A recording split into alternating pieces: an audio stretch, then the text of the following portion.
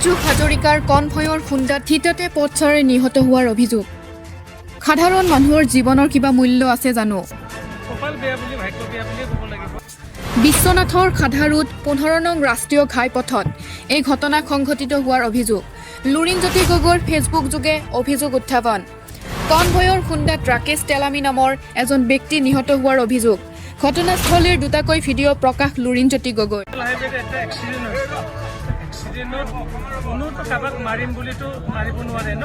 আমিতো আৰু মানুহটোক এতিয়া কোনোপধ্যে আমি ঘূৰাই দিম।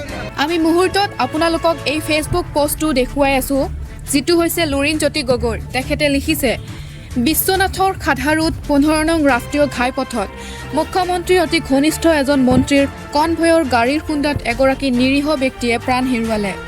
অতি গুৰুতৰ আৰু সংবেদনশীল অভিযোগ এয়া। ৰাকেশ তেলামী নামৰ এগৰাকী ব্যক্তিৰ মৃত্যু হ'ল অতি কৰোণভাৱে। বিনা কাৰণতো এতিয়া পৰিয়ালটোৰ দায়িত্ব কোনে ল'ব? আমি ভুক্তভোগী পৰিয়ালটোৱে ন্যায় পোৱাটো বিচাৰিছোঁ আৰু পৰিয়ালটোক উপযুক্ত ক্ষতিপূৰণ দিবলৈ দাবী জনাইছোঁ। ঘৰখনৰ এগৰাকী সদস্য নোহোৱা হৈ থাকিল কাৰ ভুলৰ বাবে। উচিত তদন্ত হ'বই লাগিব আৰু দোষীয়ে শাস্তি পাব লাগিব। এই দুৰ্ঘটনাত আৰু এগৰাকী লোক আঘাতপ্ৰাপ্ত হৈছে।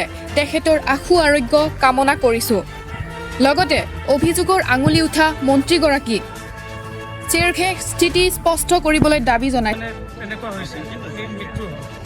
এতিয়া কথাটো হ'ল, আমি এতিয়া গভৰ্ণমেণ্ট অফিচিয়েল হিচাপে বা তেওঁলোকে মন্ত্ৰী MLA হিচাপে এজন মানুহ এক্সিডেণ্টত ঢুকালে আমিতো আৰু মানুহটোক এতিয়া কোনোপধ্যে আমি ঘূৰাই দিব নোৱাৰোঁ।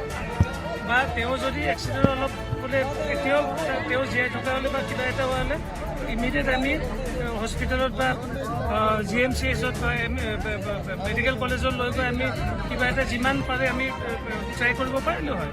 যিহেতু একেবাৰে তিতাতে মানে মৃত্যু হ'ল, তো এইটো আমি কি কৰিব পাৰিম? আমি এতিয়া গভৰ্ণমেণ্টৰ ৰুল মতে, চৰকাৰী ৰুল মতে লাগিলে আপোনালোকৰ নিজৰ মোবাইলতো ৰেকৰ্ড লৈ লওক, বুজিছে? ৰেকৰ্ড আপোনালোকৰ মোবাইলতো লওক, আমি মিডিয়াও লৈছোঁ।